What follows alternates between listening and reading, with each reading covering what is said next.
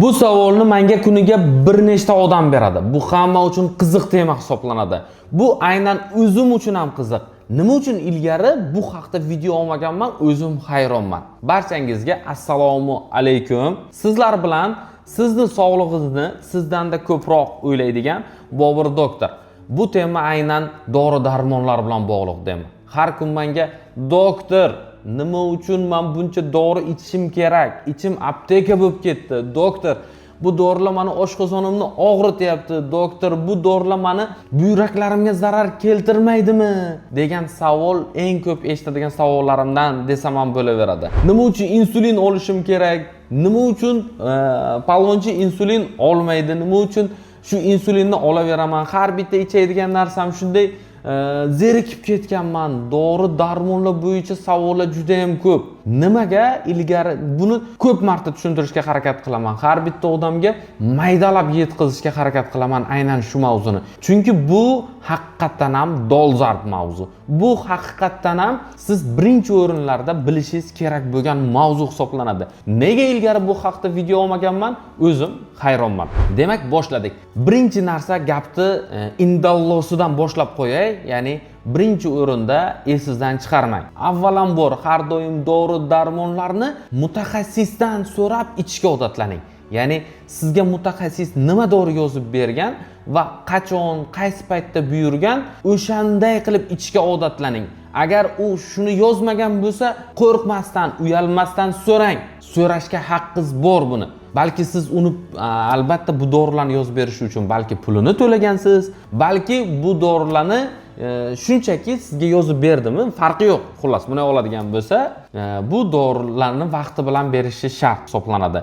Siz keyin borib aptekachidan so'rab yoki qo'shningizdan so'rab ichadigan bo'lsangiz, eng ko'p xato shu yerda bo'ladi. Xatolar qilishda davom etaverasiz. Har doim so'rashga odatlanish kerak. Har doim bering savolni. Nima sizni qiynaydi? Nimani javobini topa olmadingiz? Bering, yetkazing. Muhimi siz savolingizga javobni topib keting. Men ko'p aytaman buni. O'zimni patsientlarimga ham haqqingizni talab qilib oling, so'rang. So'ragan bilan hech narsa bo'lmaydi. Bizni esimizdan chiqishi mumkin.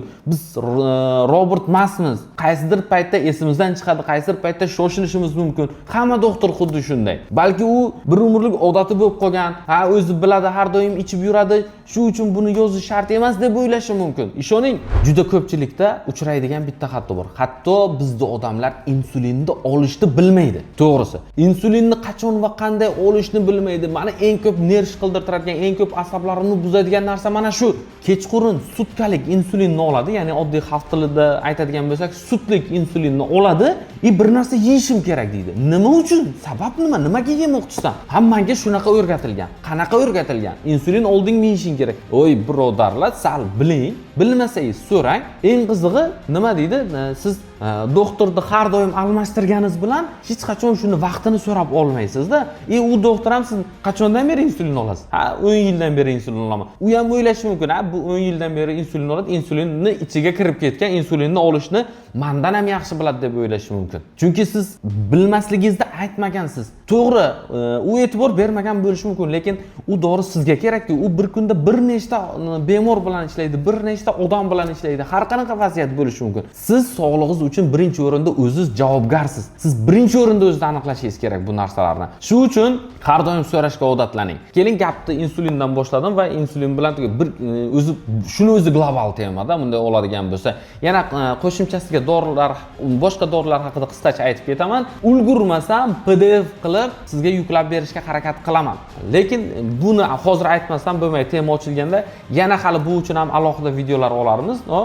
Bu videoga albatta buni aytishim shart. Insulin bu sizni ovqatlanishingiz bilan bog'liq bo'lgan ovqatlanishingizga qarab qabul qilinishi kerak bo'lgan dori hisoblanadi. Aynan sutkali va oddiy insulin mavjud. Yo bo'lmasam sizni tilingizda aytadigan bo'lsam, sutlik bilan suvlik insulin. Sutkalik insulin doktor qaysi vaqtda yozib bergan bo'lsa, o'sha paytda o'tkaziladi. Uni ovqatlanishga umuman aloqasi yo'q. U kun davomida sizni yegan oziq-ovqat mahsulotlaringizdan hosil bo'ladigan skachoklar, ya'ni energiya tushishi hisobidan ko'tarilib o'sha glyukozani qonda birdan ko'tarilib ketmasligini bostirish uchun uchun kerak. Sutkalik insulin doktor yozib berilgan vaqtda o'tkaziladi. Tamom, unga ovqatga umuman aloqasi yo'q. Ertalab soat 7 da dedimi? Tamom, 7 da olasiz. Turib darrov bir narsa yeyishingiz shart emas yoki bir narsa yegandan keyin olishingiz shart emas.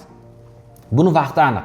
Yoki kechqurun 21:00 deyildimi, yoki ko'pincha shunday bo'ladi. 7:00, kechqurun 21:00. Yo bo'lmasam, sutkasida bir marta olinadigan o'sha sutkalik insulinlar bor. Kechqurun 21:00. Bular bilan ovqatlanishning umuman aloqasi yo'q. E'tiborli bo'ling. Faqatgina oddiy insulin, prostoy insulin deyiladi, oddiy insulin deyiladi yoki suvlik insulin deyiladi. Aynan mana shu insulin bu ovqatlanish bilan bog'liq.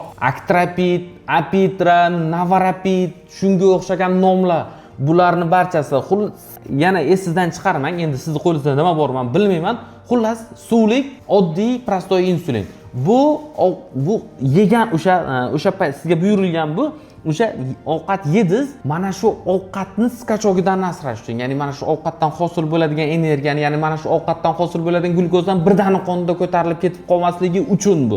Demak, buni ovqatlanishdan kamida 10 minut oldin olinadi. Qaysidir 20 minut oldin olish kerak. Bu haqda yana doktoringizga borganda to'liqroq so'rab olishingiz mumkin. Xullas, hatto 10 minut oldin olsangiz xato qilmagan bo'lasiz. Ovqatlanishdan 10 minut oldin insulinni olasiz. 10 minutdan keyin ovqat yeysiz. Ovqatlanib bo'lib keyin oladigan insulin emas bu yoki olib sirazi bir narsa yeydigan insulin emas bular. Ovqatlanishdan 10-15 balki 20 daqiqa oldin olinadi. Insulin organizmga ujud tushib, moslashib, siz yeydigan ovqatni hazm qilish uchun tayyor turish kerak. U 10-15 daqiqada ta'sir qilishni boshlanadi.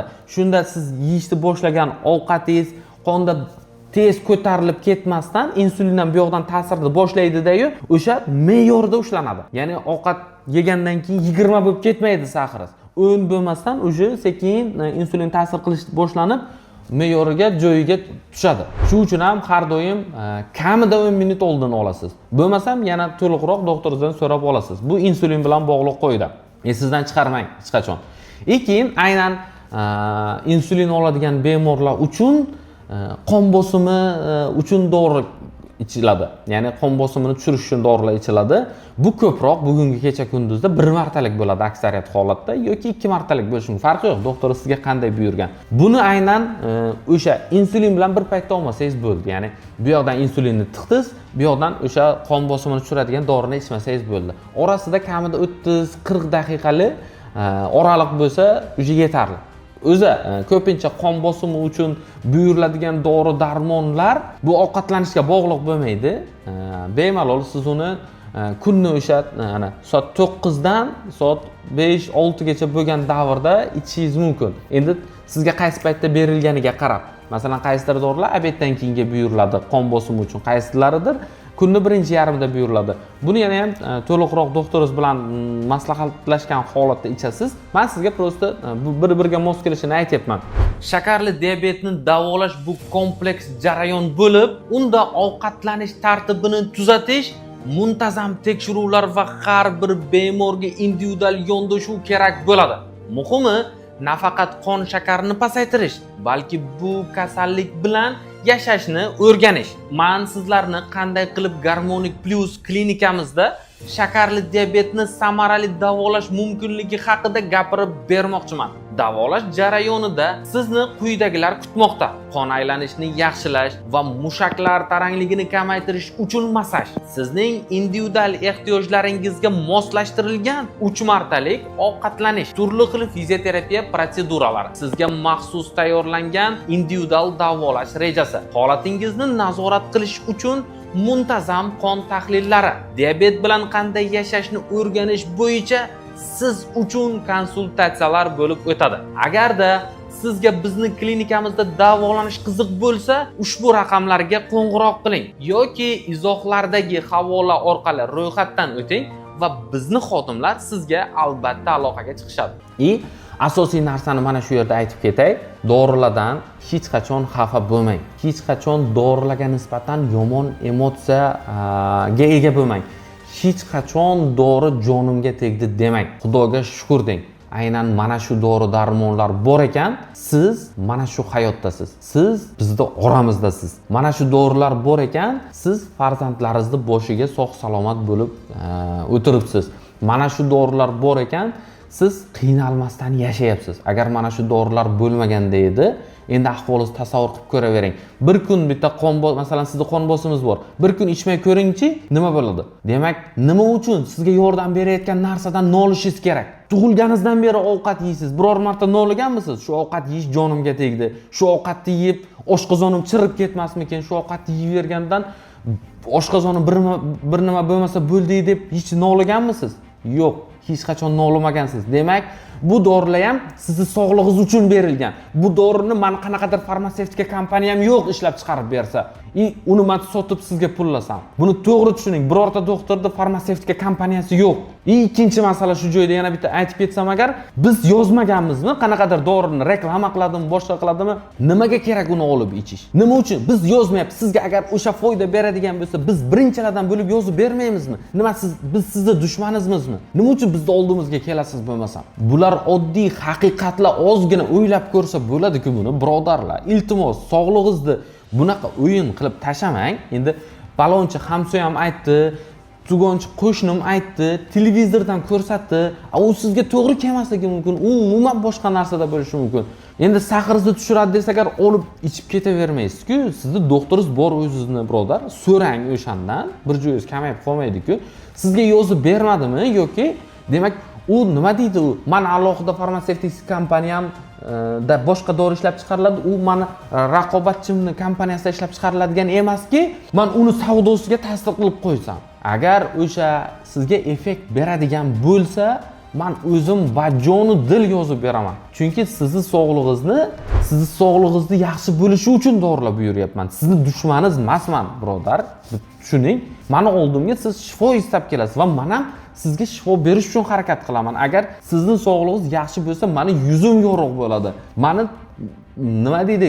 Ichim yorishadi. Har bitta tuzalgan bemorimni ko'rib men shunchaki xursand bo'laman. Shunchaki o'zimni qo'yarga joy topa olmayman. Siz yaxshi bo'lsangiz, agar mendan baxtli odam bo'lmaydi. Sizni yomon bo'lishingiz faqat meni ham xuddi sizdek tushkunlikka tushirib qo'yadi. Men har bitta insonni sog'lom bo'lib yurishini, har bitta insonni mazza qilib hayot kechirishini xohlayman. Men birorta uyda, birorta oilada kasal odam bo'lishini xohlamayman. Bitta oilada bitta kasal bo'lsa, u faqat o'sha kasalga ta'sir qiladi degani emas, u butun boshli oilaga ta'sir qiladi. Butun boshli oila qiynaladi har bitta kasal bor uyda. Unga qarab, masalan, siz ota-onasiz, sizning mazangiz bo'lmasa, sizning farzandlaringiz o'ynab yurmaydi-ku. Ular ham o'ylaydi. U ham asablarini ketkazadi, u ham nerv qiladi, uni ham xotirjamligi yo'qoladi, uni ham ish sifati tushib ketadi. Men shu uchun ham har bitta insonni mazza qilib yashashini, har doim soppa sog'lom bo'lib yashashini xohlayman. Shu uchun biz buyurgan dorini iching, bajonidil. Agar mabodo juda bizni esimizdan chiqib qoldi deb o'ylasangiz, so'rang. Biz javob berishga har doim tayyormiz. Doktoringizdan so'rang, ana mendan so'rang yoki siz taniydigan boshqa doktordan so'rang. Faqat mutaxassisdan so'rashni o'rganing, iltimos sizdan. Va bundan tashqari, siydik haydovchi dorilar ko'p ichib yurishingiz mumkin. Siydik haydovchi dorilar ham kunning birinchi yarmida ichiladi. O'zi umuman oladigan bo'lsak, barcha dorilarni iloji boricha orasini 30-40 daqiqa qilib bemalol iste'mol qilsangiz bo'ladi. Siz 10 plus dori ichmaysizmi? Bu dorilar buyurildimi? Har bittasi inobatga olib buyurilgan. Qaysidir qon bosimiz uchun buyurilgan, qaysidir vitamin o'rnini bosish uchun buyurilgan. Chunki sizda vitamin yetishmovchiligi bo'lishi mumkin. Ko'proq har bir diabetda juda ko'p uchraydigan holatlardan bittasi. Qaysidir sizning asablaringiz uchun buyurilgan, qaysidir sizning oyoqlaringizdagi muzlash uchun buyurilgan, qaysi qon aylanishini yaxshilash uchun buyurilgan, qaysidir o'sha qondagi xolesterin miqdorini kamaytirish uchun buyurilgan, qaysidir qand miqdorini tushirish uchun buyurilgan, qaysidir sizda yana qo'shimcha kasallik bo'lishi mumkin, bular uchun buyurilgan. Bularni birortasini o'z boshimchalik bilan olib tashamang, iltimos sizdan.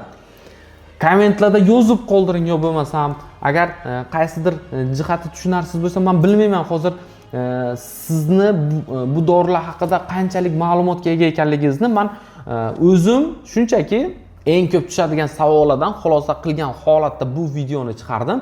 Agar sizda yana ham kengroq ma'lumot kerak bo'lsa, bu siz uchun juda ham qiziq mavzu bo'ladigan bo'lsa, kommentda yozib qoldirsangiz agar, biz bajonidil keyingi videolarda yana ham siz uchun qulayroq qilib, yana ham siz uchun yorqinroq, tushunarliroq qilib yetkazib berishga harakat qilamiz.